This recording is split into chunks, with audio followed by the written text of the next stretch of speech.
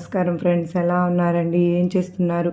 అందరూ కూడా సుఖంగా సంతోషంగా ఎప్పుడు కూడా ఆయురారోగ్యాలతో ఆనందంగా ఉండాలి అని చెప్పి మనస్ఫూర్తిగా అమ్మవారిని కోరుకుంటూ ఈరోజు వీడియో మొదలు పెడుతూ ఉన్నాను. ఈరోజు అమ్మవారి సందేశం ఏంటి అంటే కనుక, బిడ్డ, ముంచుకొస్తున్న ముప్పు కేవలం 24 గంటలే సమయం.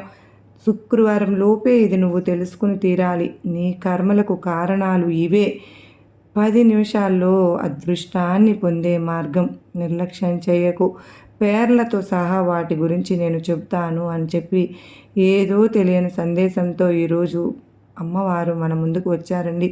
మరి ఆ సందేశం ఏమిటో, అసలు ఆ సందేశంలో ఉండే ఆంతర్యం ఏమిటో మనకు పూర్తిగా అర్థం అవ్వాలి అంటే వీడియోని ఎక్కడ కూడా స్కిప్ చేయకుండా పూర్తిగా చూస్తేనే మనకు అర్థమవుతుంది.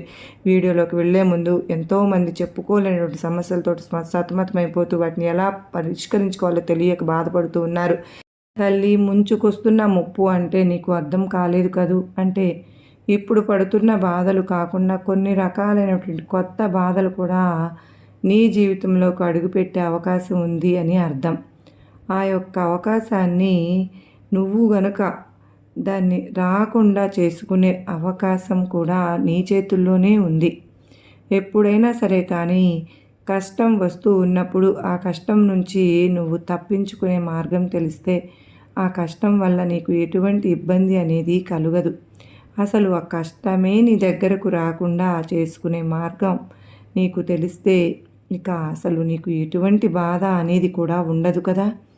అలా నువ్వు నీ దగ్గరకు రాబోతున్నటువంటి ఈ యొక్క కష్టాల నుంచి బయటపడడానికి, ఆ కష్టం నీ వద్దకు రాకుండా చేయడానికి నేను నీకు ఈరోజు ఒక మార్గాన్ని చెప్తాను. దానికి నీకు 24 గంటలు మాత్రమే సమయం ఉందమ్మా. అంటే ఈ యొక్క 24 గంటల లోపు నువ్వు ఖచ్చితంగా ఇది తెలుసుకొని తీరాలి అని చెప్పి అర్థం.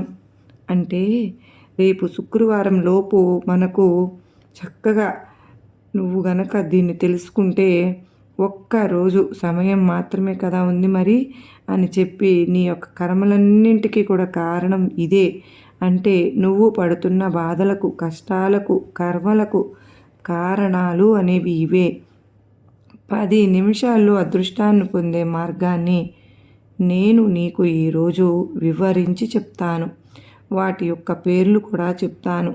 నిర్లక్ష్యం చేయకుండా వినమ్మా అని చెప్పి అమ్మవారు చెప్తున్న ఈ మాటలలో ఉండే ఆంతర్యం ఇది. మరి ఆ మార్గం ఏంటి? ఆ కర్మలకు కారణాలు ఏంటి?